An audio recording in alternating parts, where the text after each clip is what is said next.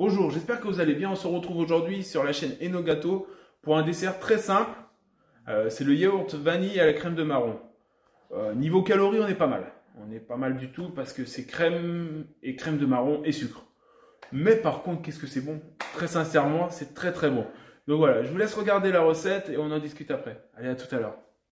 Allez, on est parti pour la liste des ingrédients pour 4 ramequins. Très sincèrement, on peut même en faire 6, je pense, tellement ils sont remplis. Donc il vous faudra 90 g de crème liquide bouchon rouge, une gousse de vanille ou une demi-cuillère à café de vanille broyée en poudre, vous pouvez trouver ça à Zodio, 80 g de crème de marron, 480 g de crème liquide, 2 gousses de vanille ou une cuillère à café de vanille broyée en poudre. Ensuite, il vous faudra 40 g de sucre, 40 g de jus de citron, et pour la déco, un peu de maïs croquant de chez Dr Haute-Cœur. J'espère que je prononce bien. Si la vidéo vous plaît, merci de me le dire en cliquant sur le pouce bleu et de vous abonner si ce n'est pas déjà fait. Allez, on passe à la recette. Alors pour la réalisation du yaourt à vanille et crème de marron, on va déjà commencer par la crème de marron. Donc on va mettre la crème avec la vanille en poudre. Si vous avez une gousse de vanille, voilà, vous la grattez et vous mettez dedans. Et ensuite on va la mettre 20 minutes au congélateur. Ça sera plus facile pour la monter.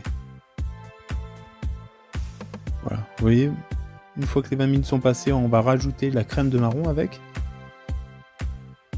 Donc ça fait pas beaucoup d'appareil, mais ça passe très bien avec le batteur.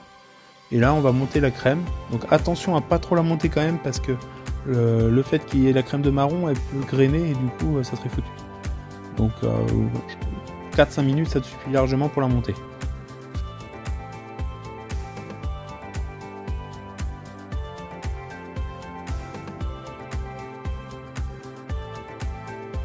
Voilà, une fois qu'elle est montée, on va mettre la préparation dans une poche.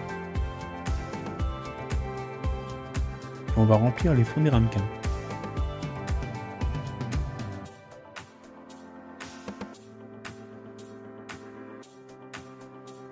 Une fois que c'est réalisé, on va les remettre 15 minutes au congélateur. Pendant ce temps-là, on va réaliser le yaourt à la vanille. Donc on va mettre la crème dans une casserole qu'on va faire chauffer. Avec la vanille bien sûr. Et le sucre. Donc on mélange le tout. Et on remue. Et on va monter à température jusqu'à 63 degrés.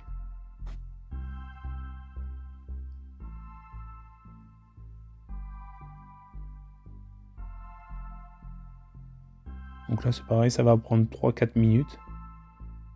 Et toujours prendre le thermomètre.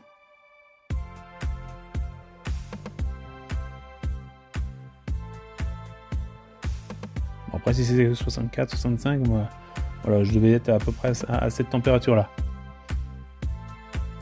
Une fois qu'on arrive à cette température là, on va rajouter le jus de citron.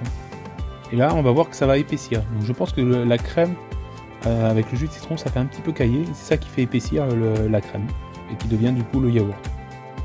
Donc on va verser la préparation dans les moules.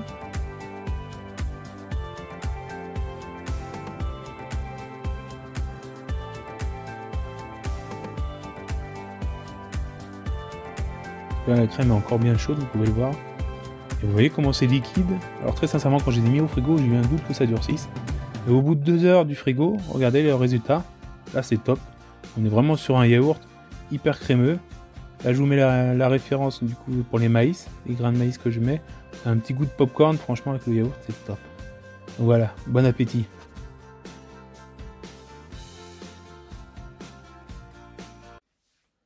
Voilà, la recette est terminée. J'espère que ça vous a plu. Vous avez vu qu'il n'y avait rien de compliqué. Franchement, les petites graines là, de maïs croquantes, c'est top. Un petit goût de popcorn avec le laitage à la vanille, c'est nickel. Donc dites-moi en commentaire si vous l'avez fait, ce que vous en avez pensé. Merci de me mettre des pouces bleus si la vidéo vous plaît et de vous abonner si ce n'est pas déjà fait. Allez, je vous dis à mercredi prochain pour une nouvelle recette. Allez, bye.